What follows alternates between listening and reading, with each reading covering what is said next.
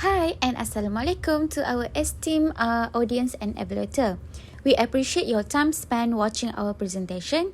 And today we bring you the best practice in human resource for managing mental health among the Gen Z. Hope you enjoy! So in this presentation, we not only focus on the ways to manage mental health, but also how it influences the mental health to be worsened. So it is common to hear when the society use words mental health. So what actually is mental health? A mental disorder mental health means there is a significant problem in how someone thinks, handles emotion, or behave. It often causes distress or trouble in important parts of life. In terms of objective, there are three objectives. First, to identify the issues regarding mental health of the Gen Z in the workplace. Second, to investigate the factors causing mental health issue of the Gen Z in the workplace. And third, to provide ways to overcome mental health issue of the Gen Z in the workplace. Now I will be presenting on the statistics related to our group's topic as well as the factors as to why Gen Z employees suffer from mental health problems.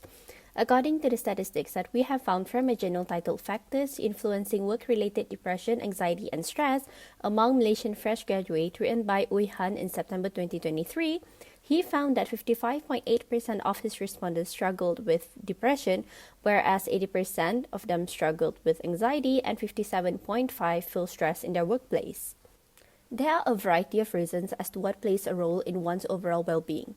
The three main factors are biological factors, psychological factors, as well as social factors.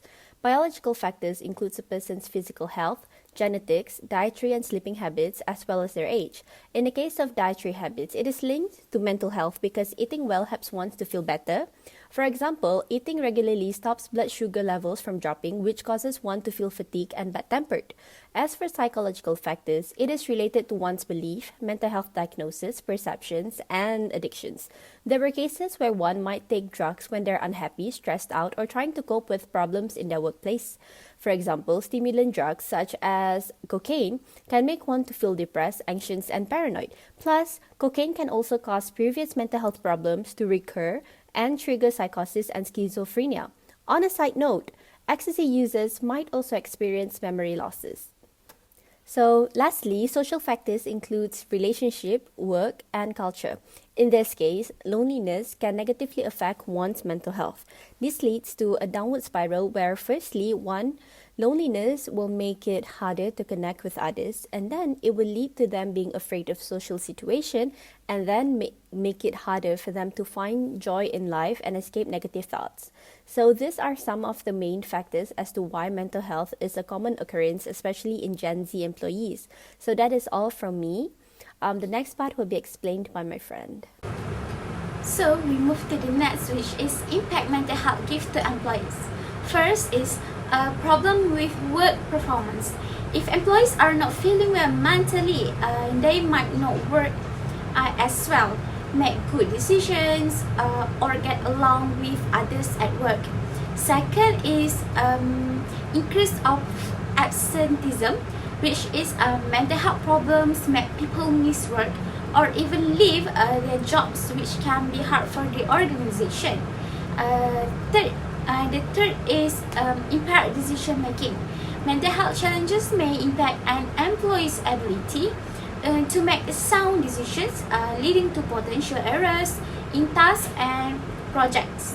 So we move for the organization. What impact for the organization? First is struggle for talent retention.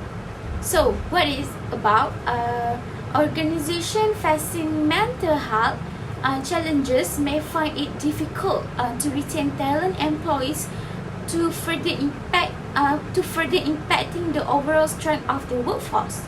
Second is reduced employee engagement. Poor mental health may lead to lower employee engagement, affecting moral and overall job satisfaction within the organization. Last but not least, it is about financial burden. So, mental health issues at the workplace result in a substantial economic burden. with estimate cost reaching approximately Malaysian ringgit 4.46 billion in 2018. In terms of recommendation, first, understand how mental health impact on Gen Z employees. For example, managers should undergo training to identify signs of emotional distress, enabling them to respond with support instead of punishment. Second, use communication to reduce stigma and increase to mental health resources. For example, don't wait for specific times like open enrollment, share info about mental health benefits, and community resources often like in monthly company newsletters. And last but not least, modify policy and practices. Change rules about flexible hours, paid time off, email and other communication. Also look into paid and unpaid leave policies. When making changes, clearly state that doing it to support employees' mental health if that is what the organization is aiming for.